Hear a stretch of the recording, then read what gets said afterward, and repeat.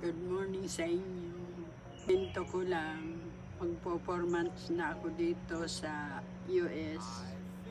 Nagustuhan ko dito, ang pagpapadoktor ko ay libre. Every 2 weeks nagpapa-injection ako dahil sa aking hemoglobin. At saka number 2, ako ipinapasyal nila sa iba-ibang lugar. Pumupunta sa pagtitipon, sa party, para malibang ako dito. Sa church, pumupunta ako doon kasama nila. Marami akong nakikilala. Mimiss ko sa Pilipinas, yung mga family ko nandoon, mga kaibigan.